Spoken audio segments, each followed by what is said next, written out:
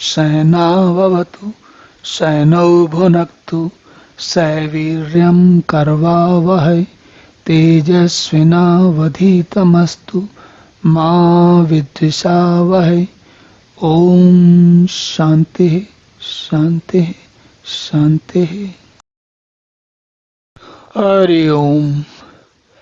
भगवान अब कहते हैं प्रवृत्तिम च निवृत्तिम च जना न विदु आसुरा न शौचम न अपि च आचारा न सत्यम तेषु विद्यते।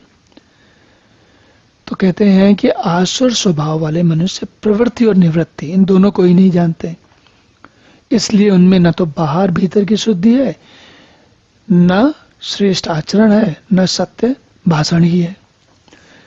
तो जरा देखिए इनको समझते पहले क्या है प्रवृत्ति और निवृत्ति। प्रवृत्ति का अर्थ होता है जब हम किसी काम में प्रवृत्त हो रहे होते हैं, मतलब उसमें लग रहे होते हैं, और निवृत्ति का अर्थ होता है जब हम किसी काम से छूट रहे थे, आप उसको छोड़ रहे होते हैं। तो आप सोचेंगे प्रवृत्ति निवृत्ति से क्या अर्थ है। प्रवृत्ति निवृत्ति से यहाँ जो उसका संबंध सीधा आसक्ति और निरासक्ति से है। जब हम किसी कार्य में प्रवृत्त होते हैं और उसमें यह भाव रखते हैं कि यह कार्य हम कर रहे हैं और इसी के स्वामी हम ही हैं और सारी दुनिया हमसे ही चल रही है इत्यादि इत्यादि, तो वो होती है प्रवृत्ति। और इसी का दूसरा रूप यह है जब हम किसी, जैसे मान लीजिए कि आपके घर में कोई पुत्र पुत्री होते हैं और वो बहुत ही गुणी हैं, तो क्या होता है समय के साथ हमारी उनमें आसक्ति बढ़ती जाती है। अब सुंदर हैं, गुणी हैं, अच्छी बात है, लेकिन उनके अंदर कुछ अवगुण उत्पन्न हो जाते हैं। तो क्या हो जाते हैं, जीवन में कभी कभी ऐसा होता है। अगर ऐसा हो जाता है तो अब माँ पिता जिनको कि वो अपने पुत्र पुत्री में बहुत आसक्ति है, वो अब उनके अवगुणों को नहीं देख पाते। तो लेकिन इसका अर्थ क्या हुआ, इसका अर्थ ये हुआ कि माँ पिता जो है आसुरी स्वभाव वाले हैं, क्योंकि उनके अंदर प्रवृत्ति और निवृत्ति नहीं है। देखिए आसुरी स्वभाव का मतलब असुर नहीं हो गया, लेकिन आसुरी स्वभाव में मतलब एक चीज, कुछ चीजें, कुछ गुण ऐसे हैं जो गुण नहीं है, अवगुण है। और इस जैसा कि हमने पहले भी समझा, हम में से कोई भी ऐसा नहीं है कि विशुद्ध ब्राह्मण हो या विशुद्ध क्षत्रिय हो या विशुद्ध वैश्य हो या विशुद्ध शूद्र हो, ऐसा नहीं है। हम में से कोई भी एक किसी एक विशेष गुण वाला नहीं होता, एक ही गुण वाला नहीं होता।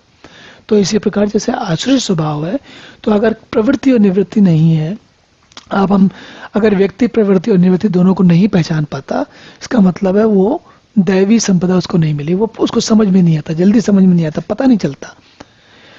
महाभारत की कहानी में सबसे अच्छा उदाहरण है धृतराष्ट्र।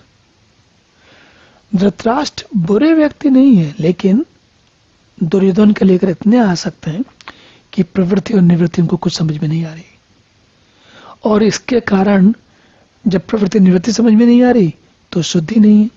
तो धृतराष्ट्र क्या है, सब कुछ होते हुए भी अंधे होने के, पूरे जगत के, पूरे विश्व के, पूरे ब्रह्मांड के ऐसे इतिहास में कोई ऐसा व्यक्ति नहीं होगा जब अंधा व्यक्ति राजा बना हो। तो धृतराष्ट्र अंधे होकर राजा बने, इतने सौभाग्यशाली हैं। लेकिन आसुरी प्रवृत्ति है, प्रवृत्ति और निवृत्ति नहीं समझ में आती, और इसलिए बाहर भीतर की शुद्धि नहीं है। भगवान कृष्ण ने कहा, सबने कहा, कई लोगों ने कहा कि भाई मना करो अपने पुत्र को, लेकिन नहीं माने। तो न श्रेष्ठ आचरण न सत्य भाषण। जब शुद्धि नहीं है तो श्रेष्ठ आचरण कैसे करोगे, और जब श्रेष्ठ आचरण नहीं करोगे तो सत्य भाषण भी कैसे होगा, तो वो भी संभव नहीं है। तो इस प्रकार ये एक के बाद एक चीजें जुड़ती जाती हैं। चलिए अब अगला श्लोक देखते हैं।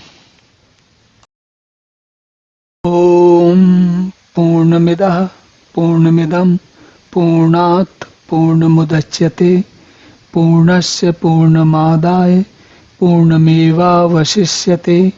ओम शांति शांति शांति।